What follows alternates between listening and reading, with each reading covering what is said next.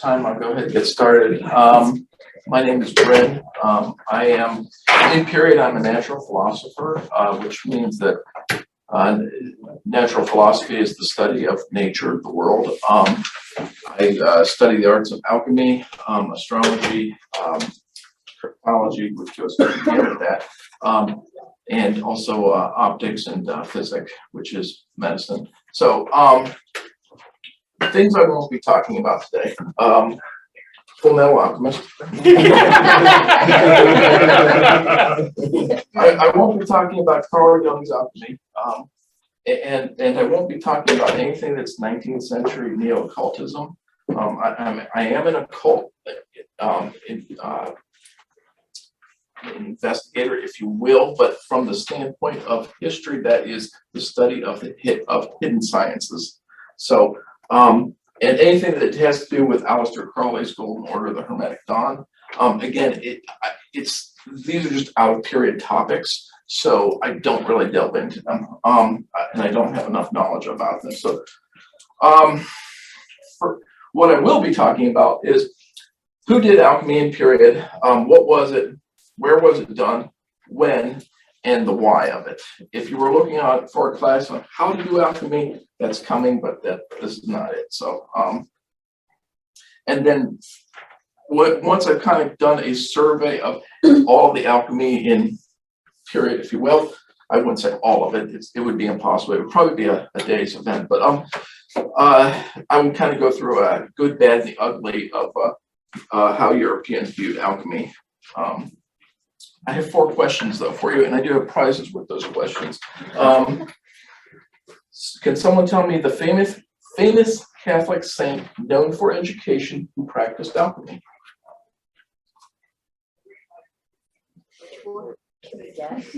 Yeah. Yeah, sure. Just throw me. St. Thomas Aquinas. Yeah. There you go. The alchemist that protected England from the Spanish Armada. There could be 2 answers to this. I mean, it claimed to be John Doe, but not John Dee. John Dee, you're very correct, yeah. I hope you like York's. I don't know, I've never tried them. York peppermint patty, okay. All right, the other answer to that could be Queen Elizabeth. When John Dee was under her patronage, she was a dabbler within alchemy as well. As said that she had in her private chambers, she had her own lab. I don't know what else she did with it. The alchemist that hypothesized the theory of gravity.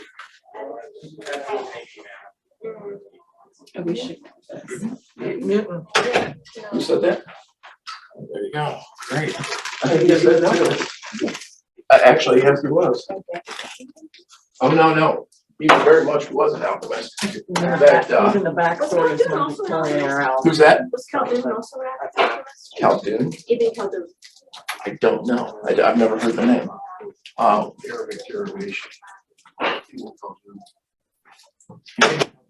It's very possible. I'll get into it, but basically, alchemy matures within the Arabic Golden Age. And the famous late period American college that had a course of study in alchemy. William and Mary. What's that? William and Mary. Close, but not it. Maybe, I don't know. Harvard? Harvard, yes, exactly. You can actually go and read the dissertations on alchemy there.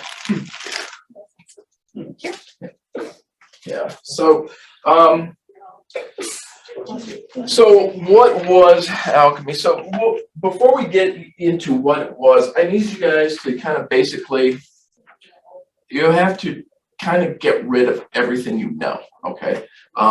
For the most part, in that time frame, for instance, our periodic table is only 150 years old. So modern science as we know it came a long way. But for the most part, you're dealing with science at a time when it has no microscopes and no telescopes. Everything that can be observed is observed with the naked eye. Yes, you can say there was magnifying glasses, but they didn't really use them like that. So with that, Yeah, I have to go with my list. I have too much to say. The first guy who philosophized about how's our world made up is a guy named Democritus in ancient Greece. He came up with a basic atomic theory. He did call them atoms, but that's about it. Now, there was another philosopher who kind of came up with, hey, this is what everything is made up of, and that is Aristotle. And Aristotle's came up with what he called the four elements, and everybody knows those are earth, air, fire, and water. Yeah, so earth, air, fire, and water. So earth, alchemical symbol for earth, and I've got to do this with my book, otherwise I will screw it up. Earth is a triangle down like that. Air is a triangle up. This fire is just a triangle. If you've heard the fire triangle, that's exactly it. And here's water. Water is like a cup. You can think of it as a cup. Now, he also came up with something he later called ether or quintessence, but nobody pays that any attention, so I'm just doing a little QE down here, and that is the symbol for it. But again, nobody pays any attention to it. Now, Aristotle's four elements are pretty much the cosmogony of what the world is made of, okay? One of the reasons I think Aristotle beats out Democritus is because Aristotle had a student. Do you know who his student is? No, someone else. Alexander the Great. Exactly, Alexander the Great. Because Alexander is great, Aristotle is great, or greater. So yeah, Aristotle's theory wins out over Democritus. Okay, now I said this is what the earth is made out of. The alchemists only knew 7 metals, okay? The first one was gold. Of the noble metals is gold. And then silver. I should do this. Gold is this symbol. Silver is this, or it can be done the other way. It's a moon. And I get to that. Copper is the other one. Copper is, yes, this. And then we get to lead, which is, and then iron, the male symbol, and then tin, which is this, not putting that, and then even to make it a little more confusing, it's quicksilver or mercury. These are the 7 metals in the earth. And that is like that. Okay. These 7 metals in turn are ruled by 7 planets that they can see. And the 7 planets, gold is ruled by the sun. Silver is the moon or Luna, which was a planet to them. Copper is ruled by Venus. Lead is ruled by Saturn. Iron, warlike, is ruled by Mars.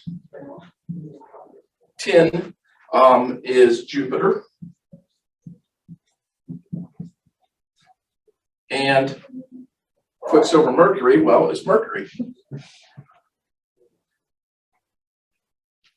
Okay, so this cosmogony of metals and planets all rule each other. This is why astrology and alchemy are tied together, because even Robert Boyle, who was the founder of the Royal Academy of Science in 1600s England, still took astrological readings, even though most of his work didn't even use them. He still took them just because he wasn't sure.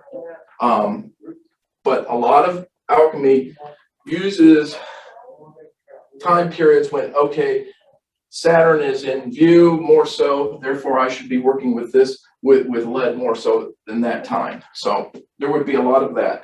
Now, let's just make this even a little bit more confusing. You have three other things that rule, and that is what we call the tria prima, salt. And it's not necessarily salt as we always think of it. It could be, we could be getting the salts of any organic matter by roasting them, or what's sometimes called calcination. Sulfur. Sulfur is something, it's sulfur like we know it, but it's also sulfur and is in metals. And to make it even more confusing, every metal also has mercury in it, but it may not be the same mercury as that mercury. Yeah, I know, it doesn't make any sense. So salt, sulfides, and Salt, sulfur, and mercury. Those are your tria prima. Those are what are used to transmute, change things. The ultimate of all of this then becomes this. This is the Philosopher's Stone.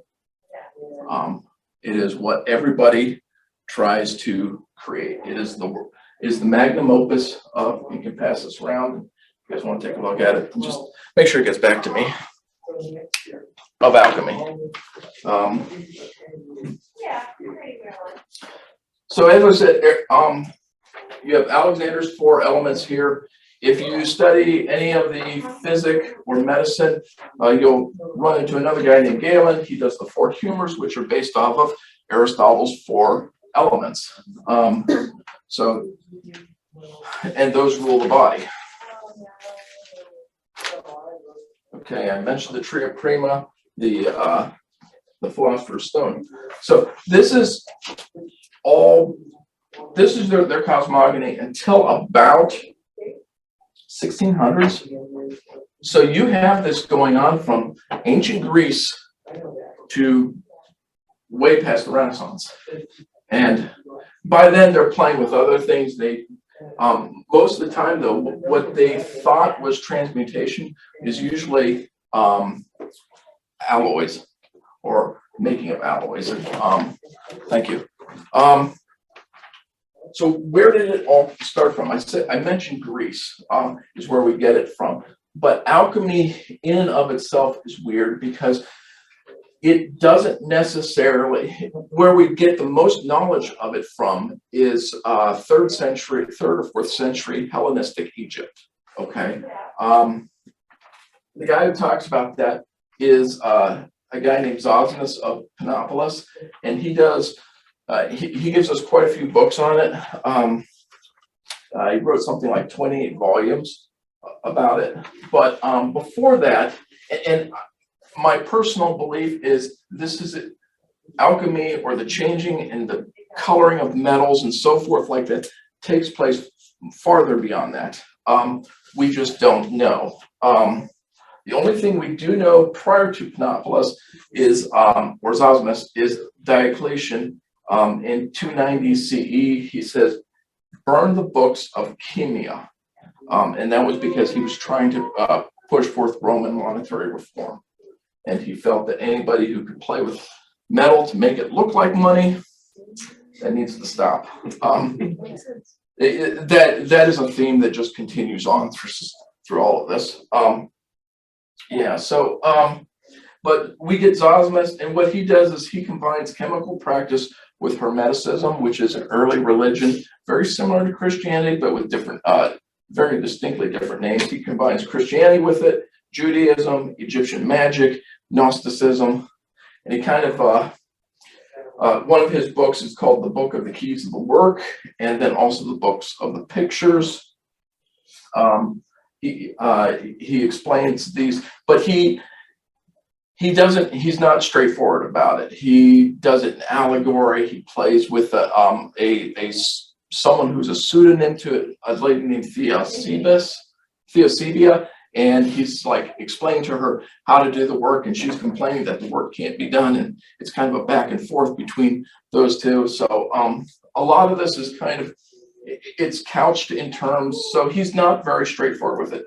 Another person he brings out is a guy named Hermes Trismegistus, and Hermes is kind of he's a combination of Thoth, or Thoth is the Egyptian god of knowledge, and also the Greek god Hermes. So, and interesting enough, Hermes Trismegistus is the central figure of the religion of Hermeticism. So, sometimes also known as Pomander, if that makes any more confusion.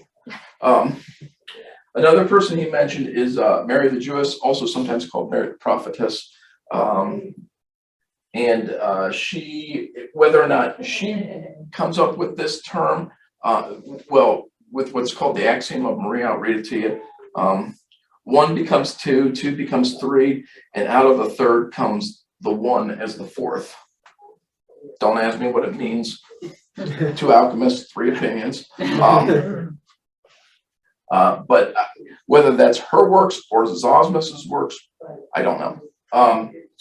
There's a lot I still don't know. But one of the other things about Mary the Prophetess is we get a tool from her called the Bonnet Marie, which is the water bath, which is if you do, I don't know, if you make fondue like my wife does, it just basically that's it. So, but yeah, for alchemical purposes, yeah, the Bonnet Marie it kind of goes onward. So, in 650 AD-ish, we get the conquest of Egypt by the Arabs. And then this is when alchemy really goes into a golden age, where you begin to get a lot of much more. It's not just Zosmus work, it's not just other obscure authors, but they really put in a lot of work into it. For instance, the etymology of alchemy is Arabic to begin with. The al is the definitive participle for the in Arabic, and kim or kimit, or excuse me, kimia is alchemia. So from the Arabic, we get the European alchemy. So some more etymology. Kemet may possibly be Egyptian for the Black Land.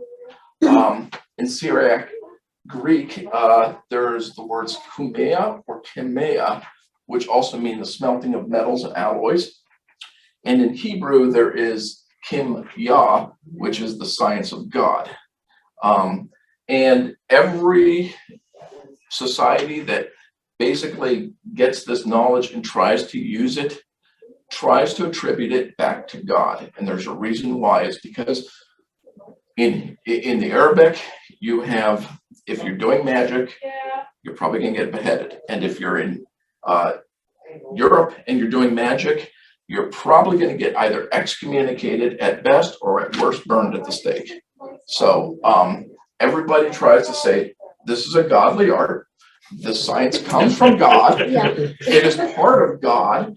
Therefore, don't kill me. Exactly. Yes. I am devout in my belief systems, and we are all on the same page, but this is a divine art. The other interesting thing is kimya, science of God. A lot of times in history, the Arabs as well as some of the European alchemists try to attribute that back to Genesis 6, where the angels of God have relations with the daughters of men, and then they also teach them the secrets of smelting, perfumes, a variety of stuff that we just, whether or not that's true or not, and I'm not here to debate that. You can read more about that in the first book of Enoch if you're so interested. But when we're in the Arab world, and like I said, there's a strong maturation of alchemy going on. Two very popular authors, and what was the Ibn Khaldun? Khaldun. I will look that up. That's interesting. But two of the ones that are noteworthy are Yabir ibn Hayyan. He writes what's called the Corpus Yabirium. It is 600 works attributed to him. He's later Latinized to Geber. And all of this, it's even more confusing because in a lot of times people don't really, when they write about alchemy, they don't write with, hey, this is me, Bryn, this is my book on alchemy. No, this is Geber's book on alchemy. And then I will publish it anonymously and hope to make money. And if someone wants to come and burn me, they won't know it's me, but maybe I'll make some money on the side publishing it. So they publish under pseudonyms all the time. And it becomes when you're starting to do research and looking backwards, it's like, who's really writing this? Some of the other books he writes are, and I'll say them in Arabic as best I can, is the Kitab al-Sabin, the Book of the 70. He writes a Kutub al-Tashish, the Book of Rectification, which is a survey of the progress of early alchemists. And then also Kitab al-Mizan, the Book of the Balance, which is more about how to actually do alchemy. And then the other alchemist who is very noteworthy is a gentleman named Abu Bakr Muhammad ibn Zachariah al-Razi. And he is later also Latinized to Razes. But he was a physician and an alchemist in the city of Ray, which is southeast of Tehran. He wrote a book called the Kitab al-Asrar, which is the Book of the Secrets, or the Book of the Secret of the Secrets, which I'm not really sure which is which. But the neat thing about it is it actually reads like a practical lab manual. He actually tells you how to build the reagents in them. He tells you what things are dangerous. Like he'll say, take this substance and go out in the desert, dig a hole, burn it where there's nobody around, and don't smell the smoke. Because it's bad. Yeah, exactly. So he's actually giving safety, putting some safety into this as well. My understanding is that the reason the book was written is because he had a student or an apprentice, and the apprentice said, when you are gone, how do I know how to do this? And he said, let me write you a manual. And that's what he did. And he writes it plainly. The neat thing is it builds to other things. So you do this, and then you do this. And the neat thing about it is he doesn't necessarily say, he'll say like it's not necessarily measurements, but he'll say take X of this and then take half of that X. So even if I don't know what a rattle is, RATL, he's giving you ratios. Exactly. I can work with that, which is really neat. It is literally a practical lab manual. So that's pretty much Arabic alchemy. There are probably several other people, and like I say, I cannot go into everybody who's done it. But what happens is that eventually this gets into Europe, and usually it's the Crusades, it's connections with the Arabs, whether through fight or through political action, but somehow the two get it mixed up and they start talking. Oh, by the way, I should also say, I'm only looking at this from Hellenized Egypt to Arabic to European. This was going on around the world.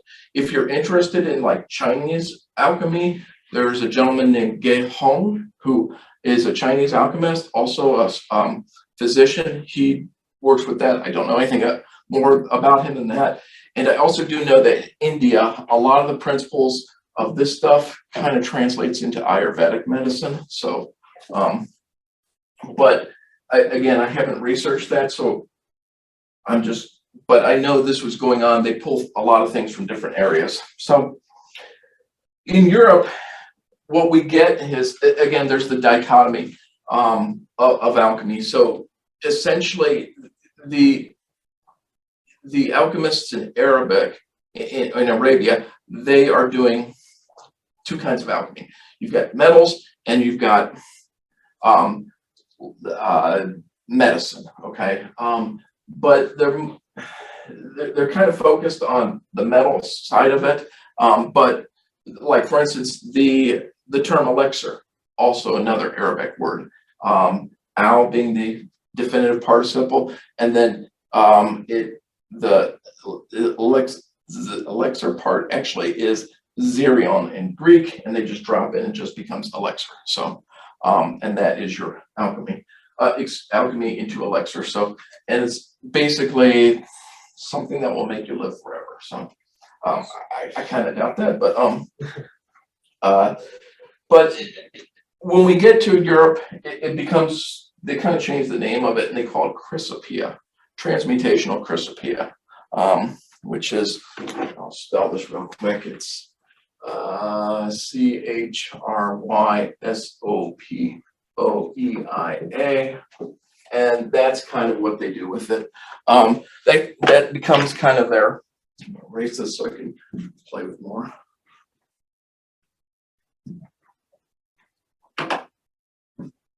So when in there, that everybody who's learned in Europe starts to play with alchemy. Excuse me. Chrysopia tends to be kind of a search for better metals.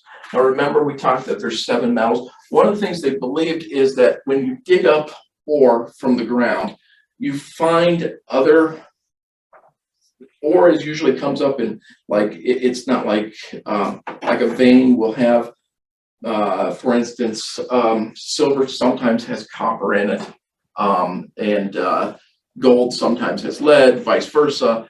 They will find these materials in the ground, and they're thinking, how does this happen? Are these metals maturing in the ground? Are they getting better? So a lot of it is the idea of like, we want to help make nature happen faster. We want to find a way to ripen the metals. They got lead and silver veins, copper and gold veins. So what they did was they were looking for, as I said, the end all be all is the philosopher's stone. It was kind of considered to be a red waxy substance or something like that, that when heated with another metal, say lead, you could turn it into gold, or you could get it to ripen into something else, maybe copper, and then more philosopher's stone put in, you get it to go to silver, and then more you add, and it gets to gold. And that was their belief system. And again, this is based on, these are theories based on what they can see. They don't know, they can't look at it at the molecular level. That technology doesn't exist. So essentially that's what they're trying to get out of it.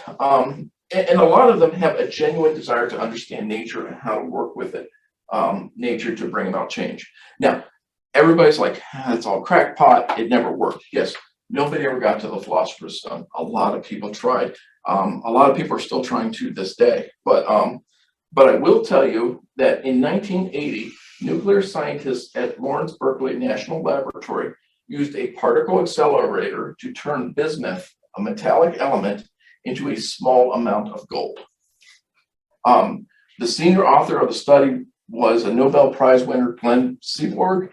In an interview with the Associated Press, he stated, it would cost more than $1 quadrillion per ounce to produce gold by this experiment. So if you have a particle, it can be done if you have a particle accelerator and you have lots of energy, but it's not worth it.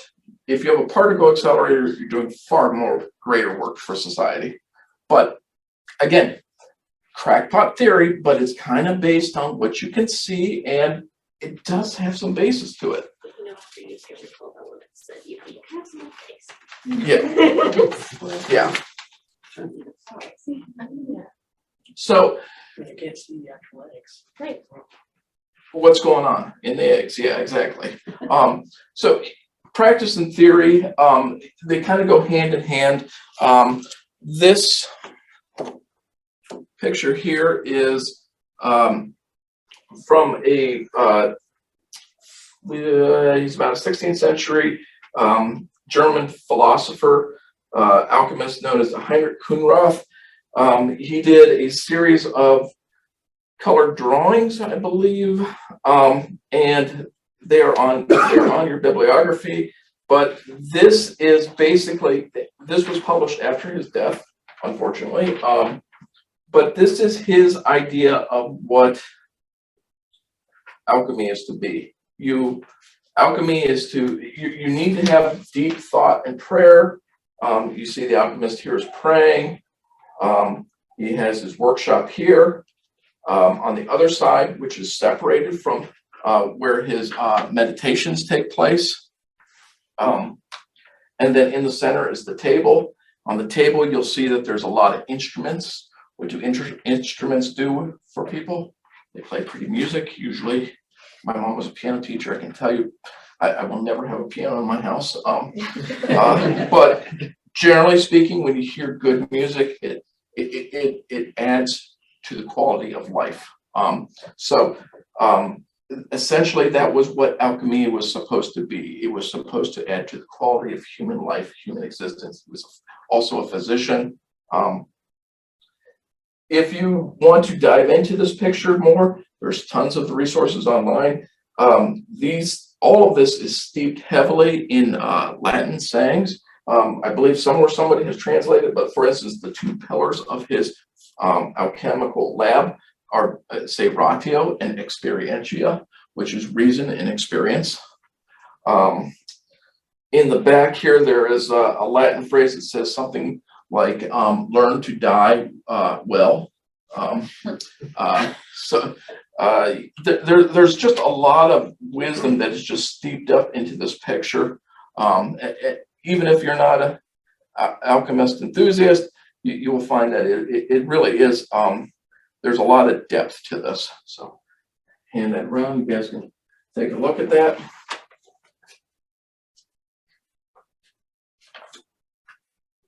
So yeah, that's Kunrath. He is kind of, if I say he was the cheerleader of alchemy, he probably was, and I mean it in the most sincerest terms. But he really did write quite a bit on it, or at least with his works. Now there are some that go further into other topics as well, and we'll kind of get into those. So I mentioned that most of this is based on Chrysopoeia, which is the transmutation of metals. We start to in about the 15th century, and I'm sure this was going on. I know it was going on because there is a Roger Bacon, also a monk. He talked about how alchemy would be useful because they can make it will be useful in the end times because we can use it to make gold and to make medicine when we fight the Antichrist. Okay, whatever. But so there was some aspect of medicine, but then we get another guy in 16th century. His name is Philippus Aureolus Theophrastus Bombastus von Hohenheim. He's got a real long name, but he eventually shortens it for us, calls himself Paracelsus. Paracelsus is a battlefield surgeon for 15 years. He follows several armies across all of Europe and Northern Africa. And in the picture, he's holding a broadsword, which was given to him. He's interesting, I'll give you that. But he's also considered to be the father of toxicology. He pushed for empiricism. He advocated for the cleaning of wounds to heal people. And one of his favorite catchphrases is, the dose makes the poison. In my family, we love apples, so we eat apples, we eat them all the way down to the core. I love the cyanide taste from the seeds. It's a little bit of almond at the end, just a nice little aperitif. But again, am I worried about it? No, because the dose makes the poison. I would have to eat probably a gallon of seeds to even equal enough cyanide to be a real problem within my system. So, and again, I mentioned the elixir of life. He's working with that, but his main field of study with alchemy is what's called spagyrics. There's people still doing spagyrics today. I believe there's an academy somewhere in Europe that still teaches exactly what he taught, and everything that goes along with it. It's more herbal spagyrics, but and herbalism. So if you do, and does anyone have the time? Time is currently 4:40. 4:40. I'm running out of time. Okay. Real quick. Some other works that you may find is something called the Emerald Tablet. I have on the back of here, I have Newton's translation of it. You're welcome to pass it around. They believe it came from an Arabic author. The legend is that it survived the flood and it was given by angels. I'm not sure if I would agree, would hang my hat on that. Other oddities that come out of this time period are things like the homunculus, for you Full Metal Alchemists. Yes, the homunculus is interesting because it plays on the idea or the belief that inside of sperm, whether human or animal, is everything you need to make a little individual. And it's Paracelsus who kind of comes up with this idea. Now, I honestly believe that I don't think he came up with it himself. I believe he's working on a belief or an assumption that has been handed down for quite a while. Okay. If you want to make yourself your own homunculus, put your sperm into the jar, and you have to keep it warm for 40 days in the belly of a horse. Now, why specifically a horse though? I think that's a metaphor for a dung bath. And then you have to constantly feed it blood, okay? And then when it's done, you'll have a little man, okay? I mean, yeah, absolutely. But let me ask you something. What if they were right? What were they trying to achieve? Creation of life. And I agree with you. It's absolutely ludicrous. But what would they do with this little man in a jar? Teach it? Raise it? What are we doing with AI? Exposing it to the internet. Using it to steal artists' work. Yeah. Thereby showing the future of our Mary Shelley would probably Yeah. like the word otherwise. So, yeah. Another interesting thing from Kuhnroth is the hermaphrodite. Again, this is a dichotomy of two things that really can't exist. I know it does exist within society, but Not in the way that they imagine. I'm professionally in the medical field, but so I do know about human chimeras. But yeah, essentially what they were trying to do was like the hot and dry of male with the wet and cold of female, like the galenic four humors, mercury and sulfur together. The hermaphrodite figures a lot within alchemical imagery. If you find it, there's usually more going on in the background than just the picture alone. So like I said, I want to talk about confusion. So starting with Zosmus, everything that is talked about within alchemy has a code name with it. And that code name is called a decnomen. The decnomens are just everywhere. I mean, Newton says, and you asked me about Newton, like, did he do alchemy? Yeah, he wrote 700 pages called Artephius, and he said, on alchemy, and he said none of it is fit to be published. There's the University of Indiana is actually going through his works right now, and there's a website online where you can look at everything that he wrote about alchemy. But for instance, when I say decnomens, Newton says, I have chased the green lion and pinned the serpent to the tree. I'm sure he didn't chase a green lion unless he was using opium and pin the serpent to the tree. Those are alchemical references to different operations. But that is typical of the language that's there. As I said, and Robert Boyle, who was a contemporary of Newton, when he railed to the Royal Society, he says, the metaphors need to stop. We need a common language, which is kind of the death knell of that.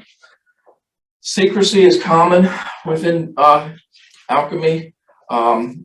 Books read like manuals only for the initiative, except for Al-Razi's.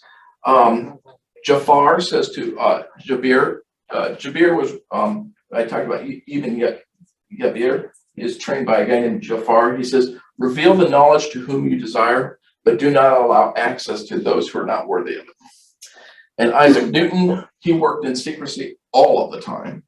And he firmly believed that alchemy was unfit for anyone but the learned. Everybody else was vulgar. Newton's kind of a prude. He's kind of a Puritan too. So, and then, like I said, there's tons of pseudographic authors. You have Geber, Raymond Lull, Albertus Magnus, Democritus, Roger Bacon, Basil Valentine. If you were in my crypto class, I do the thing on Basil Valentine. That's a pseudonym for somebody who we don't know.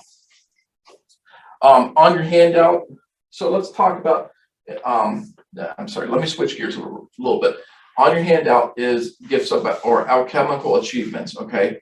Those are things that we get from alchemy that are basically mistakes, but some of them are not. I mean, some of them are byproducts of what they're doing, but the little sticky pads from 3M, that was a mistake.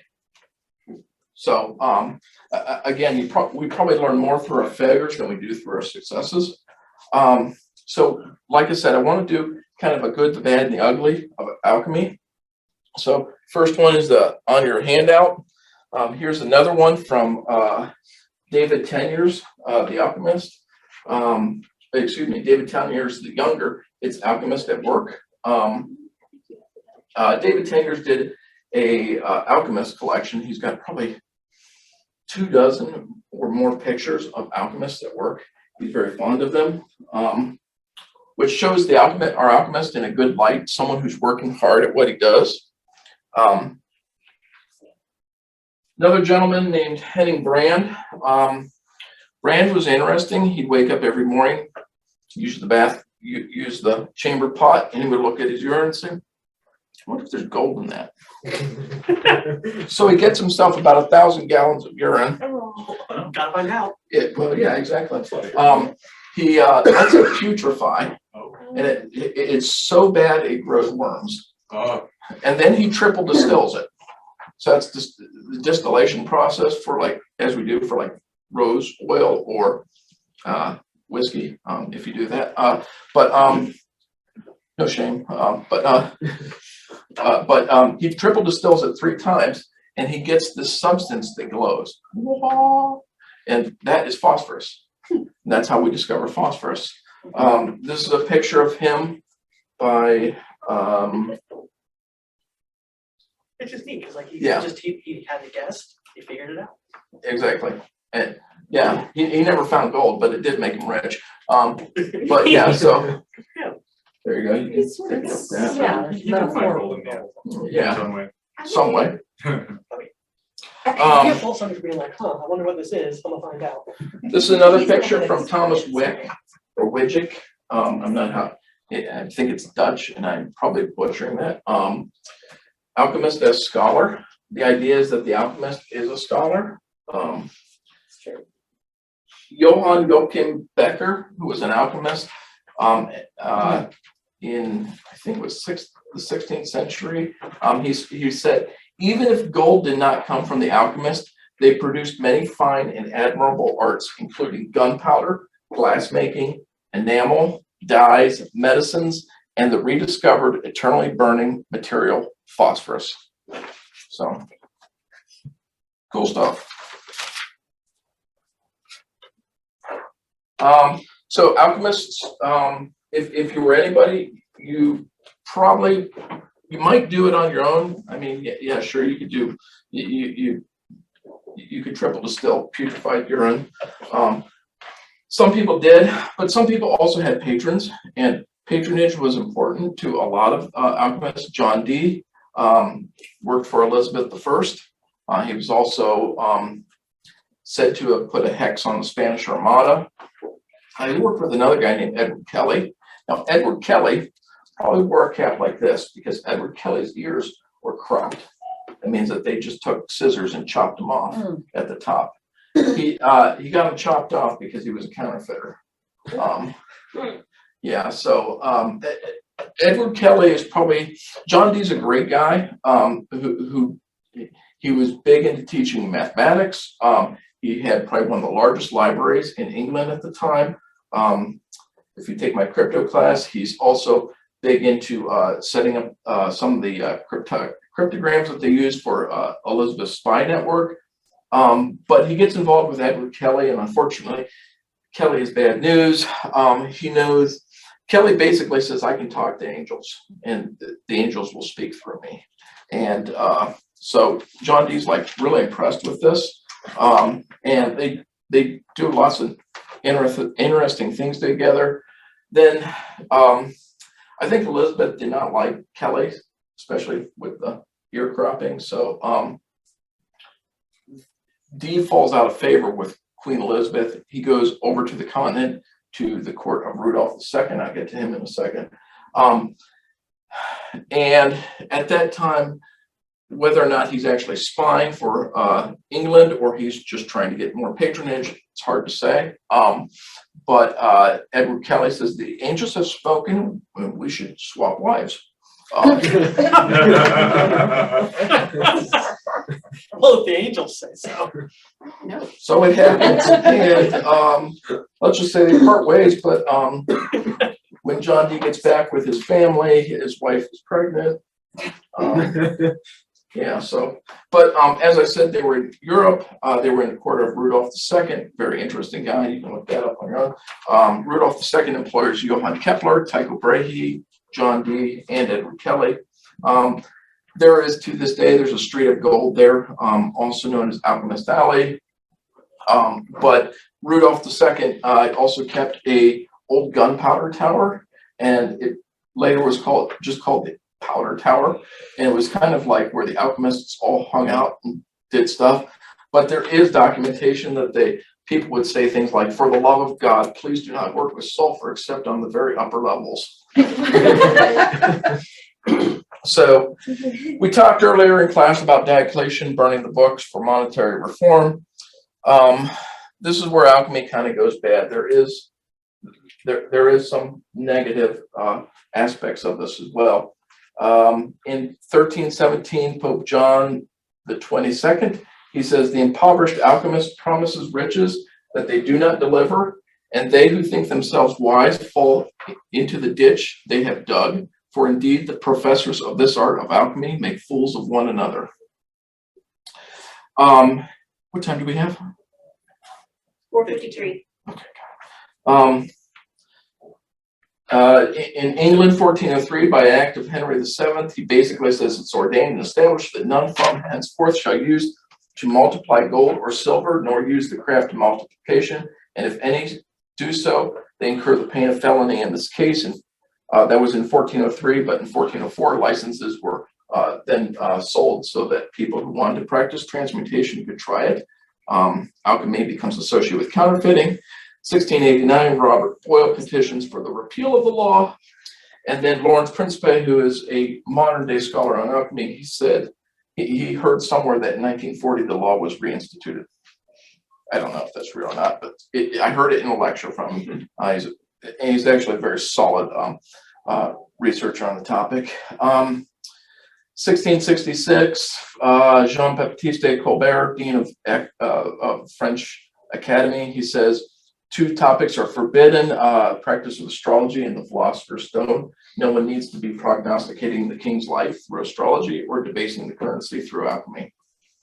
Other popular criticism includes the eighth, Dante's Inferno says the eighth circle, the 10th pit or ditch is reserved for falsifiers and alchemists. Geoffrey Chaucer's Canterbury Tales, the canon's yeoman's tales, Chaucer writes, "Let no man trouble to learn this art, for if he cannot understand the aims and jargon of alchemists, and if he does, then he is a pretty foolish sort of man, because this art and science is, said he, indeed a mystery in a mystery."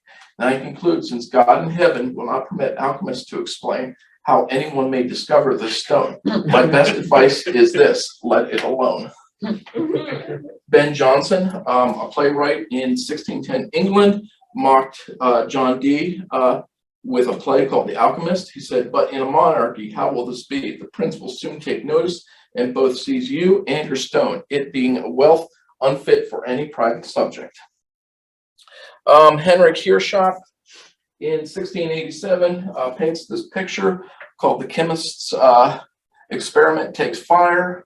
The chemist is shown to be kind of like kind of duncy looking. In the background, it's interesting because the wife is changing the daughter's diaper, so it's kind of like alchemy is the equivalent of changing diapers. Peter Gall did this drawing with the design from Peter Bruegel. It is called Auge Mist. Actually, Rich Poverty, but somewhere in here is a writing called Auge Mist, which is kind of a play on Dutch words, which means all is lost, but it kind of also seems like alchemist. In the background, you can see the church is carrying off the family. The alchemists and people are just consumed with their art and trying to create the philosopher's stone, but nothing really happens.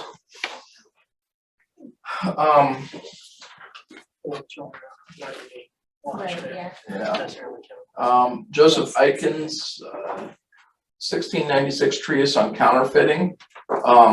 When our chemist has spent his estate in endeavoring to find out the philosopher's stone, but instead thereof finds little else but broken pots and glasses, he falls to counterfeiting the coin of the nation.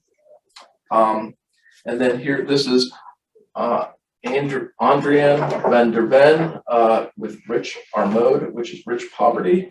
Again, a drawing mocking alchemy. So I have a practical example for you. I want to be respectful of the time. I am an alchemist myself. I do some alchemy transmutations, and I have made some gold in my time. So I'll pass this around. Now, that one, that way, that one, that way. Ooh, there you go. For yourselves, medieval peasants. And you are looking at these coins. Well, you know, by looking at them, that's a penny. And I've turned it gold. It would almost be like my ring, which is 10 karat. And if you're a peasant who had never seen gold, and I told you it was gold, I'd like to buy your flock from you. And you're like, yeah, sure. I would love to have some gold coins. So we do that. We make that trade. I am a very dastardly person. I've done mean things. And I am now rich, and I take your herd and sell it at market. Okay. Alchemy, bad, right? Okay. Now say you are the significant other of the person who sold the flock, and you run to the magistrate with this fake coinage that looks like gold. You say, this guy came into town and bought all of our flocks, and he paid us with this. Magistrate looks at you and says, you're stupid. But he says, I have a man who can tell me if this is real gold or not. The alchemist takes it. He has what's called aqua regia. Aqua regia is a acid used for dissolving gold. It was developed by alchemists for that purpose. He puts it in there. It doesn't dissolve like gold should. It's obviously something else. So he pulls it out. He maybe runs a file over it, or he breaks it in half, or whatever. He realizes this is not gold. This is something that looks like gold, but it's not gold. So alchemy good. So moral of the story is alchemy good? Is it bad? There you go. I'll let you just determine whether it's good or bad. That is the extent of my class. Thank you for coming.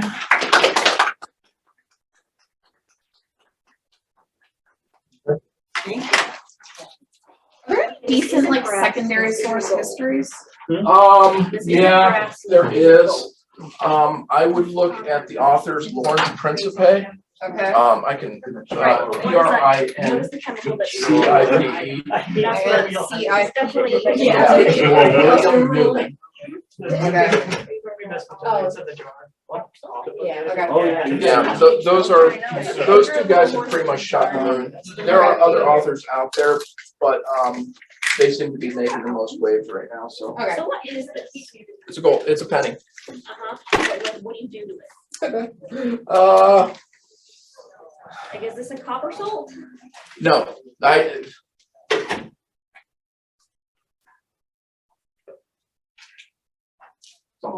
someone who is giving me some tutelage says I should not reveal my secrets, but I can tell you what I do is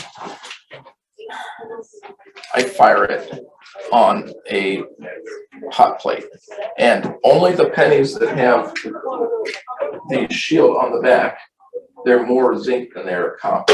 But what happens is this turns into brass when you fire it across. So it's a zinc brass. Yeah, That's kind what of. I wasn't recognizing. Yeah, exactly. Okay. Exactly. Exactly. Yeah. I'm used to tin brasses, and I was like, this doesn't look like brass.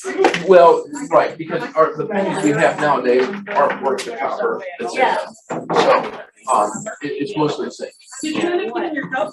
You ran away and then you No, I got distracted with my household. I think it's just, I stepped out all of a Excuse me. sudden, The room got very full, so. I recommend the tiny chairs. These ones have no back support. These ones. Yeah, but that's gonna hurt me even more. That's fair.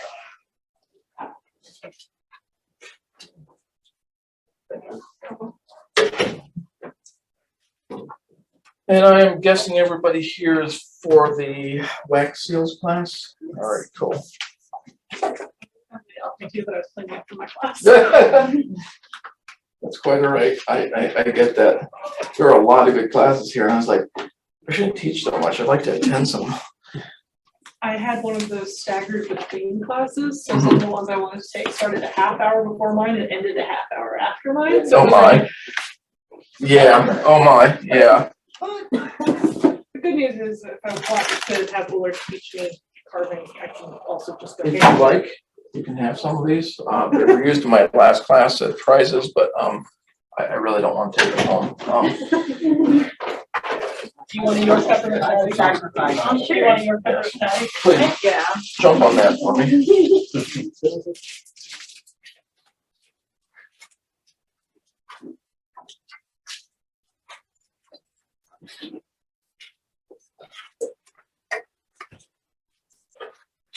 Red or green? I think they're the same. I think it's just a holiday. What do you do other things? Yeah.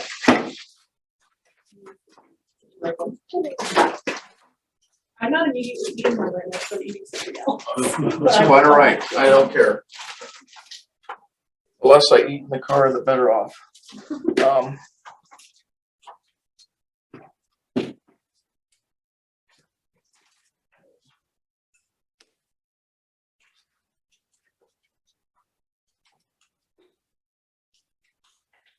Notes.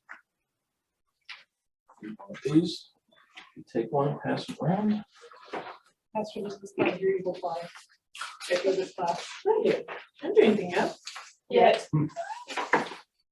I know you have plans already. I don't have plans. You just would apply to one of the plans that I know about. Probably.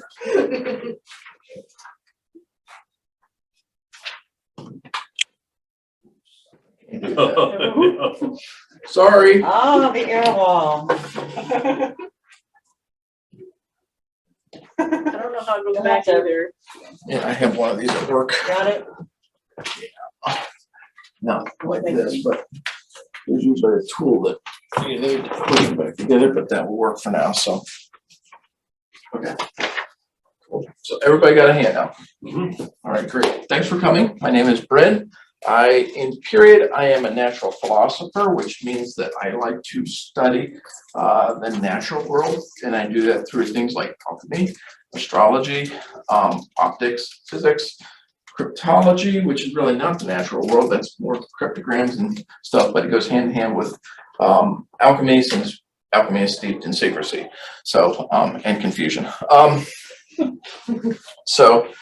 But this is on medieval sigillography, which is basically wax seals. I got into this because I actually, for several years up until COVID, I was a Ohio notary public, amongst other things, and I was always interested in history and seals and how do we, from legally, how do we go about and say this, everything is kosher. So, and so that's kind of what I kind of like did a deep dive on it. And, but essentially, wax seals, or excuse me, not seals, all seals did 5 different things. They secured closure, they asserted identity, they marked property, sometimes anciently more so. They guaranteed commitment between 2 people, usually master and apprentice. And in the Middle Ages, they also provided for validation of documents. And that's kind of where we're looking at, is mostly the validation of documents. But as in all of my classes, I go back to the very beginning. Something else like that. Yeah, I was just standing outside awkwardly waiting for that. Oh, I'm sorry. You're good. I wasn't sure. He has holed himself up in one room to teach many, many classes today, so he's not leaving. Yeah, Recycling. I get that. So, like I said, I go back to the beginning. This is a cylinder seal here from ancient Mesopotamia. Yes. And then right here is the seal of Baruch. Baruch was the scribe to Jeremiah. I have to pass this around. You can look at it. Just make sure it gets back to me. Thank you. Also on your handout in the corner here is lower corner is a scarab beetle. The Egyptians made scarabs, and then the people who conquered them who were called the Hyksos, they also made scarabs. That is specifically from King Sheshi, who was a Hyksos king in 1700 BC. Usually they would use these to seal clay jars or clay tablets. So like, that's kind of the stark view of the whole worldview of it. When we get to Middle Ages or medieval period, we start to see that it's used more in document.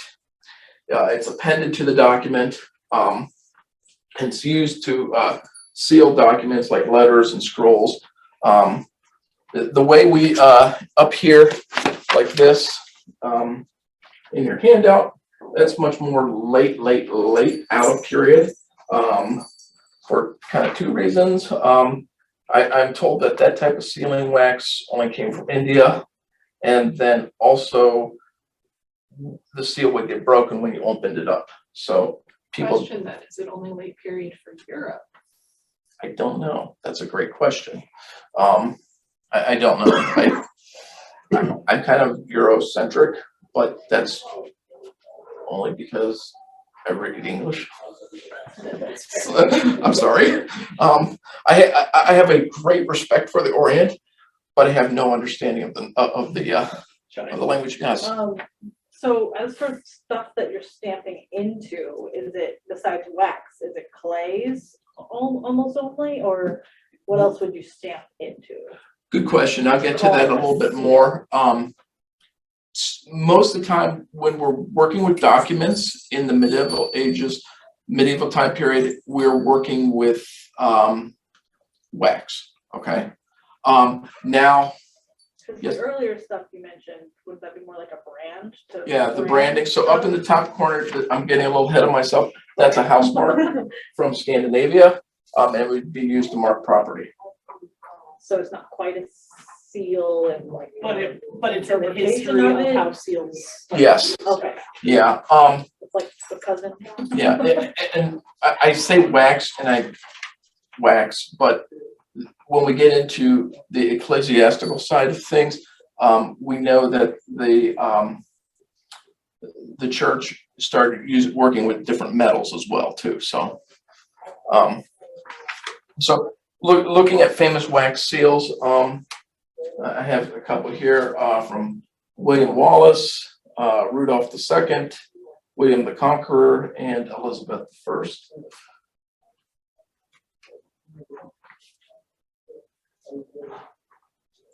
Yeah, but so who used them? Anybody who could afford a seal or who had need of a seal. As I mentioned, the house marks, they can be on objects, crates, barrels, whatever, just to say this is mine or this is my stuff that I'm giving to you and it's from me. So, but yeah, anybody could use a seal. Didn't matter who you were or what class you were, if you were royalty or you were from the church or not, it didn't matter.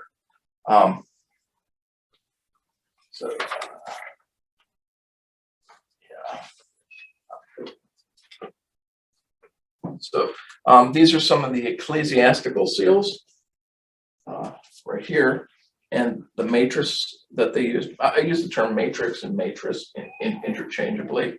That might be my ignorance, but that is the device that you plump down into the wax to make the print. They can be also positive or negative, meaning positive they stick out, or negative they're engraved into it, so they leave a raised image on the wax. Okay. There's another item I need to get for this class. I'm so sorry. Uh-oh. Okay. Oh, thank you. I'm glad that didn't hit the floor. Yeah, that's grayish. Yeah, I know. Okay. Sorry.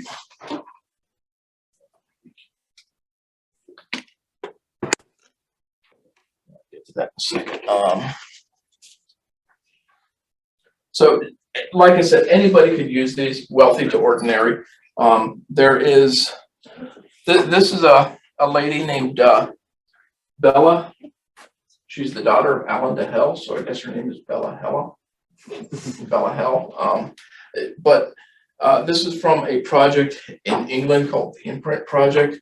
And they noticed that over time, her seal that she used to assert her property in different documents, it changed 3 times. So, which is really kind of neat. I mean, as she became more wealthy and more sophisticated, she probably could afford a nicer matrix. The other interesting thing about that project is that the Imprint Project found that a lot of times, for instance, let me just read it. In Hereford Cathedral, they found 5 different seals for 5 different people, but the fingerprints on the back of the seal are from the same person. So the person who the seal represents isn't always concerned about doing the sealing themselves. So that's kind of telling, if you will, that maybe there's just a clerk somewhere and says, oh, this is from Bishop so-and-so, honk. This is from Bishop David, honk, and just plopping them out. I will pass around a seal I made and a matrix. So this one is falling apart. This is ancient when I first started teaching class before COVID. That is made out of Crayola air dry clay. And the symbol is the alchemical symbol for honey. And then this is, it looks bad. This is the seal that made it. Okay. And on your sheets, I have the rest of my recipe for making them. You are working with beeswax. This is the beeswax that I get. I used to be a beekeeper, so I have tons of this stuff like this. But you can buy it in chunks. and then frankincense, and I just pulverize it in a mortar and pestle, and you can use any kind of coloring you want.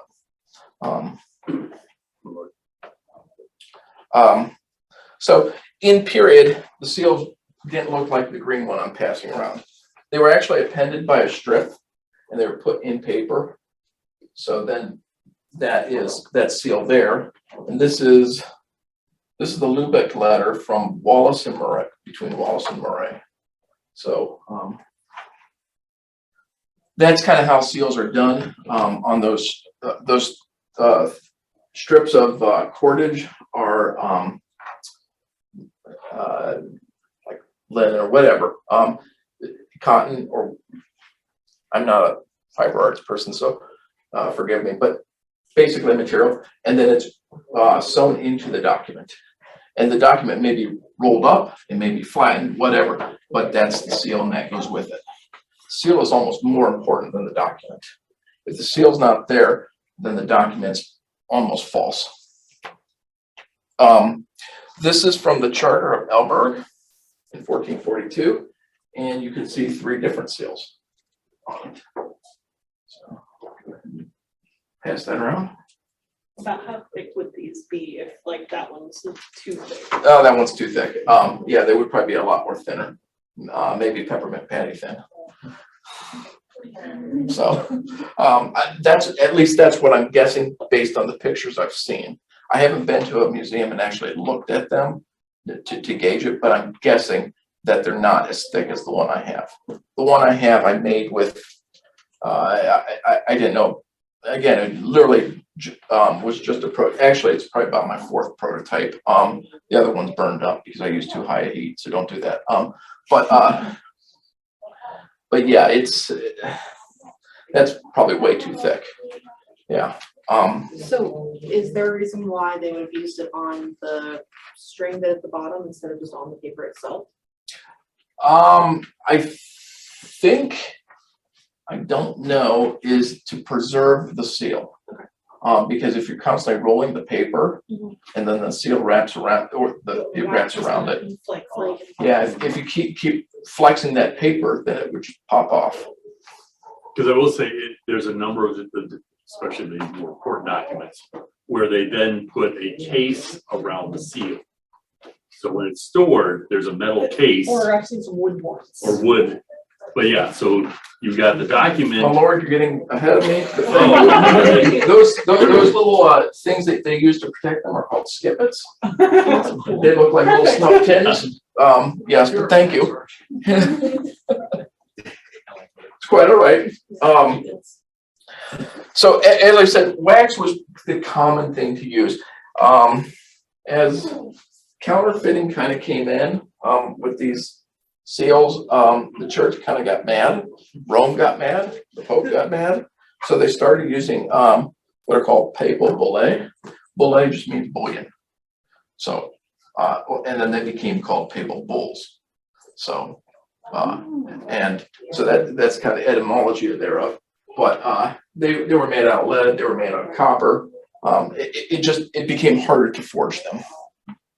I would think if you're making out of metal, it would be easy to make a cast of that compared to if you're trying to cast off wax. So I hear you. I agree with you. I just think the church was just trying to change the game. that's totally fair. It's just Yeah. but you made it easy. I think it might be easier to track down someone like that because if you're casting off of metal and then you're trying to replicate a similar metal, especially if you're using something like lead or like really like high density iron, there's only a certain number of people who can afford to do that. That's true. Yeah. So you have these are more matrices. You have single-sided and double-sided.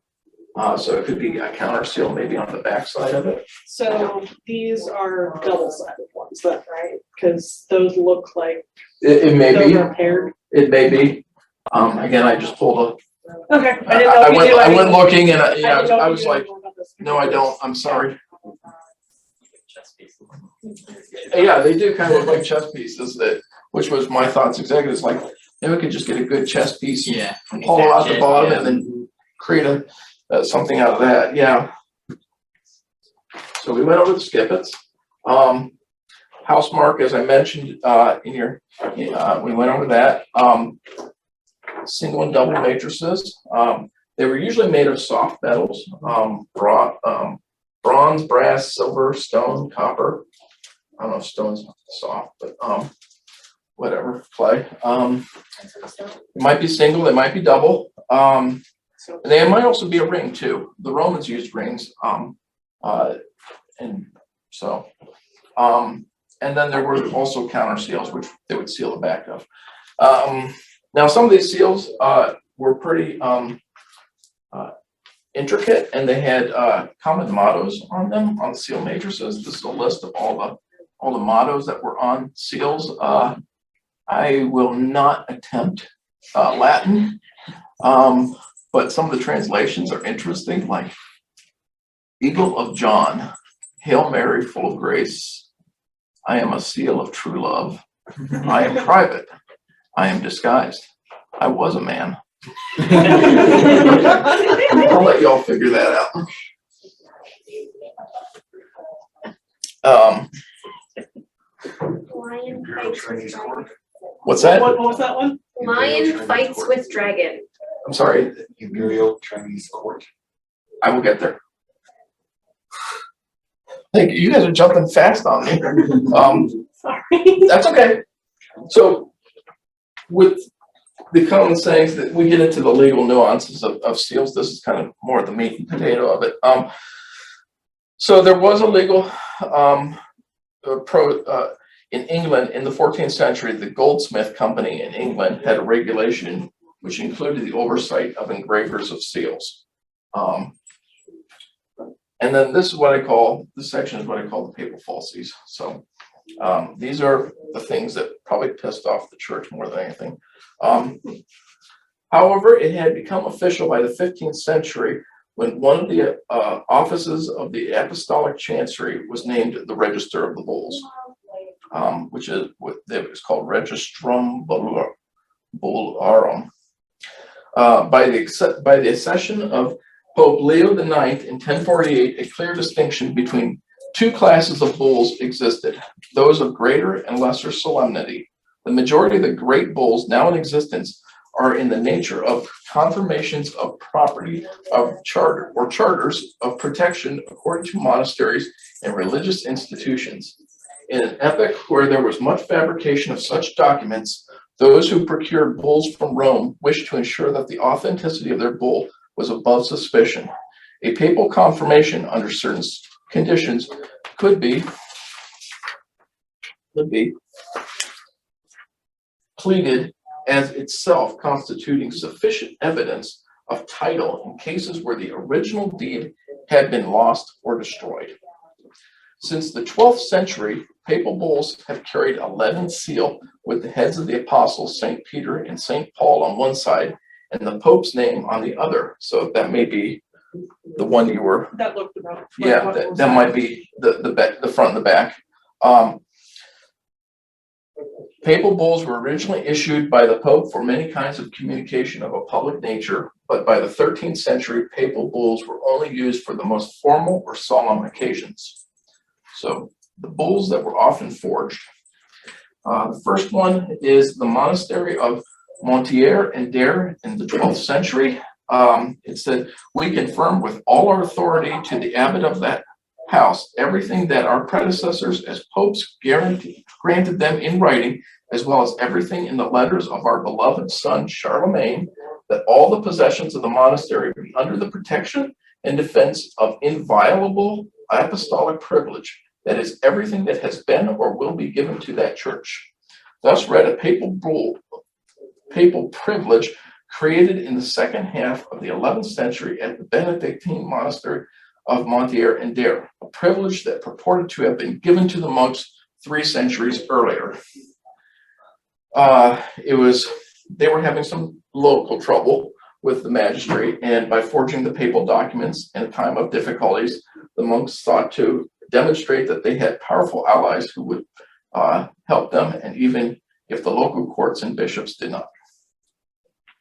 Another one that was forged was Philip the Fair, locked in a struggle with the Catholic Church over his right to tax clergy for the defense of the realm, fabricated a papal bull against Pope Boniface VIII's policy on priests' loyalty to the papacy and not to the respective monarchy. So again, you forge this. You have to go back to Rome, and it's probably at least a month and a half trip or more to figure out, is this a forgery or not? Then you come back, it's 3 months later, you say, what you have is a forgery. Well, I've already taxed you, so I'm not giving it back. That's more on the timeliness of information. Bishop Pilgrim of Passau is another. The Forgeries of Lorch in Austria, a 10th century collection of forged papal bulls attributed to the Bishop Pilgrim of Passau in 971 to 991, and contained forged epistles that dealt with the definition of the bishopric's jurisdiction. One of the specific contents involved the claim that St. Peter sent missionaries to convert Lorch in the year 47 and establish a see. A see is a form of a church. So yeah, St. Peter did not send missionaries to Lorch in Austria in the year 47. They say that another one is, if you're familiar with Irish history, is there is something called Laudabiliter, was a bull issued in 1155 by Pope Adrian IV, the only Englishman to have served in that office. The bull purports to grant the right to the Angevin king, Henry II of England, to invade and govern Ireland and to enforce the Gregorian reforms on the semi-autonomous Christian church in Ireland. The bull was used for 4 centuries of English rule of Ireland. Now, there is speculation that it might not have been a bull, it was just a condemnation letter. So I don't know. On your handouts, there's a little guy right here. This fun guy is John V, the Count of Armagnac.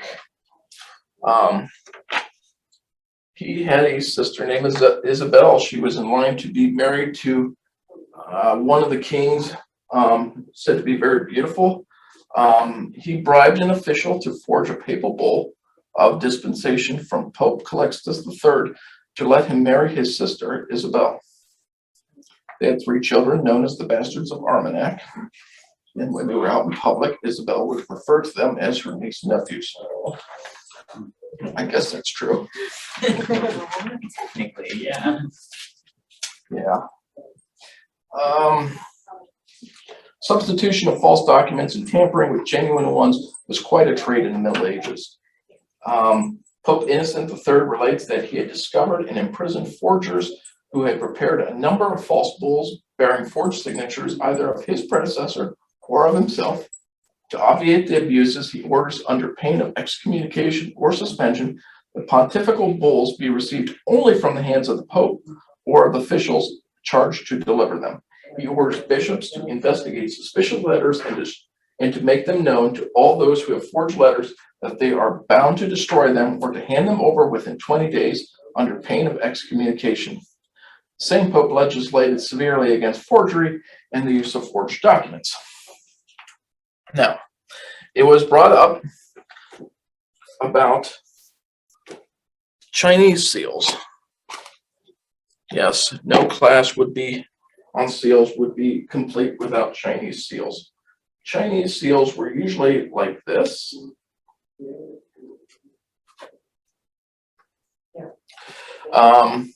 They were more like stamps. I don't know how they were used in documents, but the stamps were made out of cinnabar, honey, and/or oil. And cinnabar is a reddish substance that comes out of the ground, quite poisonous if you handle it too much. But yeah, and then they would stamp the seal, and that would be the stamp that was used in China. Now, every so often, well, before I get there, there is a heirloom seal of the realm. It had existed in China, in the Palace of China since 221 BCE. As of 1368 CE, when the Ming Dynasty came to power, it was lost forever. Now, every so many years, someone comes forward claiming to have found it, but they're always debunked. So if you ever find this seal, you're wealthy. Get a shovel, let's go. Yeah. So that's basically my class on wax seals. It's a much shorter class than my other ones. Do you have any questions? Yeah.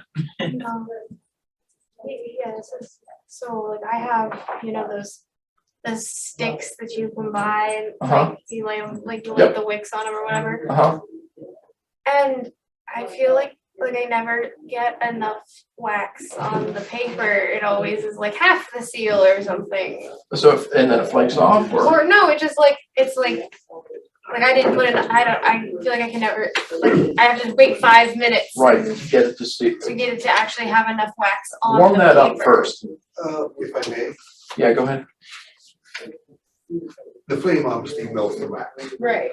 When you let that wax drip from that candle, the wax cools at a different rate, so you don't get the same compression.